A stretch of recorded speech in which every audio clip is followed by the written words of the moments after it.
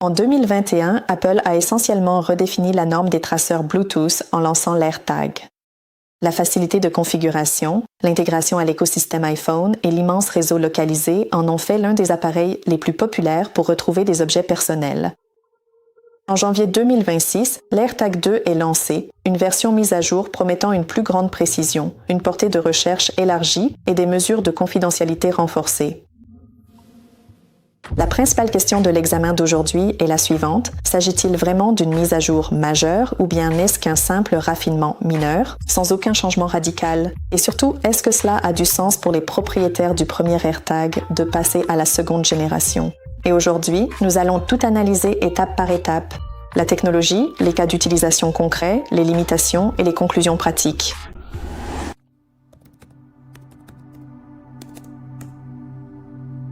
Avant de comparer les générations, il est important de comprendre comment cela fonctionne. Un AirTag n'est pas un traceur GPS. Il n'y a pas de module GPS à l'intérieur, pas de carte SIM et aucune connexion directe au satellite. L'appareil fonctionne grâce au Bluetooth, à la basse consommation d'énergie, à une puce ultra large bande et au réseau mondial Apple Find My. Lorsqu'un AirTag est hors de portée de votre Bluetooth, il envoie un signal chiffré à tout appareil Apple à proximité, que ce soit un iPhone, un iPad ou un Mac. Ces appareils envoient anonymement les coordonnées au réseau Find My, après quoi vous voyez la localisation dans l'application. Et voici le point clé. La localisation ne se met à jour que lorsqu'un appareil Apple passe à proximité. C'est ce qui distingue fondamentalement l'AirTag des traceurs GPS autonomes.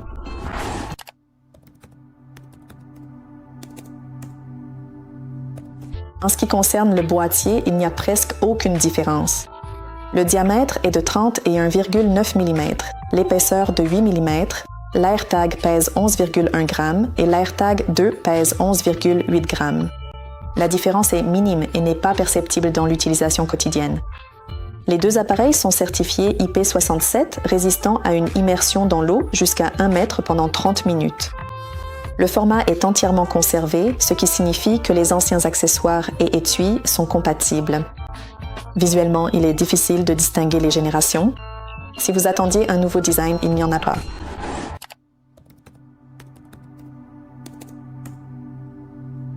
La principale différence est le passage de la puce U1 à la puce UWB de deuxième génération. Qu'est-ce que cela apporte? La fonction de localisation précise pour une détection exacte fonctionne désormais à une distance jusqu'à une virgule 5 fois supérieure à celle de la première génération. La localisation précise est un mode où l'iPhone indique la direction avec une flèche, la distance exacte, des vibrations et des indices visuels. Si auparavant le guidage précis commençait à environ 10 mètres, il est maintenant d'environ 15. En pratique, cela se remarque surtout dans les grandes pièces, les parkings, les aéroports ou les entrepôts. Ce n'est pas une révolution, mais une amélioration significative du rayon de recherche précise. De plus, l'AirTag 2 prend en charge la localisation précise via les modèles d'Apple Watch compatibles. La première génération ne disposait pas de cette fonctionnalité. Pour les propriétaires de montres récentes, c'est une extension d'utilisation vraiment pratique.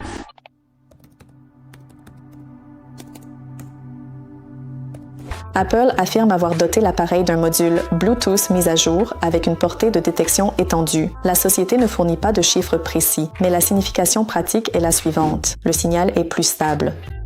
L'appareil est détecté plus rapidement. La recherche commence à une plus grande distance, ce qui est particulièrement important dans les zones densément peuplées où le réseau localisé fonctionne le plus efficacement.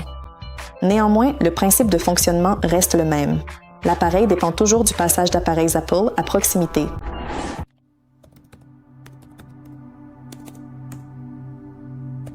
L'AirTag 2 est équipé d'un haut-parleur environ 50% plus puissant que le précédent. Apple affirme que le son peut être entendu jusqu'à 2 fois plus loin. Dans la pratique, cela pourrait s'avérer être une mise à jour plus importante qu'il n'y paraît. La première génération était parfois difficile à entendre si le traceur se trouvait dans une valise, sous un canapé ou dans un environnement bruyant.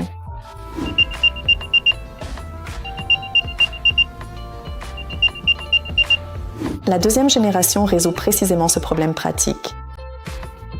Pour un utilisateur qui perd souvent ses clés ou son portefeuille dans un appartement, c'est un avantage concret.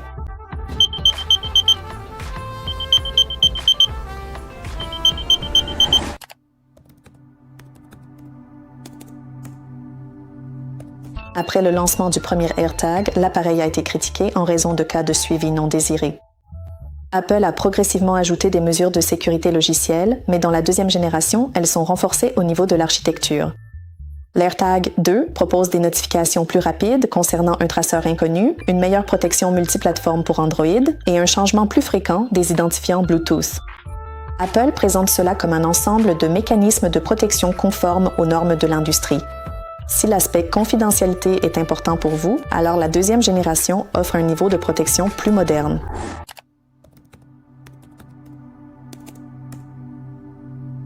Il est très important de comprendre ce qui n'a pas changé. Il n'y a pas de GPS intégré, pas de carte SIM, pas de connexion LTE et pas de véritable suivi en temps réel. Pas de géorepérage, pas d'historique d'itinéraire, la batterie reste la même, avec une autonomie de 12 à 18 mois et elle est remplaçable par l'utilisateur. Si vous vous attendiez à ce que l'AirTag devienne un véritable traceur GPS, cela n'a pas eu lieu. La différence fondamentale. L'AirTag fonctionne via le réseau Apple. Il ne transmet pas de données directement et ne propose pas de suivi continu. Un traceur GPS se connecte au satellite, utilise LTE-M ou des réseaux similaires, transmet les coordonnées de façon autonome et prend en charge les notifications instantanées. L'AirTag est un appareil pour retrouver des objets oubliés, tandis qu'un traceur GPS est un dispositif de sécurité. Ce sont des catégories différentes.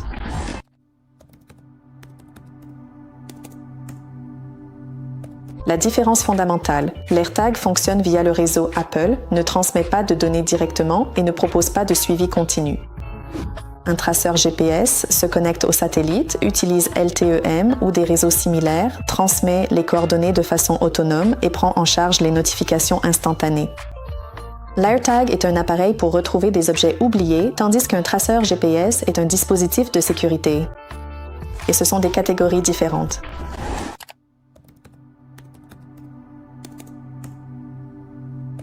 Clés, portefeuille, sac à dos. La différence sera minime, les deux générations fonctionneront tout aussi bien. L'AirTag 2 sera légèrement plus rapide et plus bruyant. Bagages à l'aéroport. Une précision améliorée, la fonction de localisation et un haut-parleur puissant offrent un avantage. Mais le principe de recherche via le réseau localisé reste le même. Un vélo ou une voiture? Ni la première ni la deuxième génération ne conviennent pour une protection active contre le vol. L'AirTag n'envoie pas d'alerte lors des déplacements, ne suit pas les trajets et dépend de la présence d'un iPhone à proximité.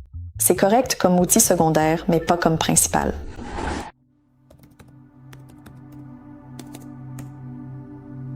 L'AirTag 2 est produit en mettant l'accent sur le programme Apple 2030.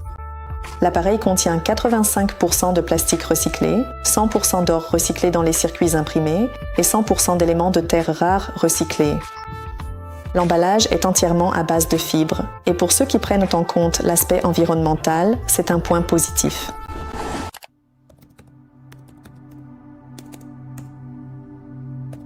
Une mise à niveau se justifie pour son haut-parleur puissant, sa localisation précise ou avec une Apple Watch récente. Si la confidentialité compte pour vous, si l'original vous suffit pour votre domicile ou votre appartement, gardez-le. L'AirTag 2 n'est pas une révolution, c'est une évolution précise et réfléchie. Il y a des améliorations, une localisation précise avec une portée plus longue, un haut-parleur plus puissant et une puce mise à jour. Des mesures de confidentialité renforcées, mais la base reste la même. Si vous achetez un tracker Bluetooth dans l'écosystème Apple pour la première fois, l'AirTag 2 est le choix logique.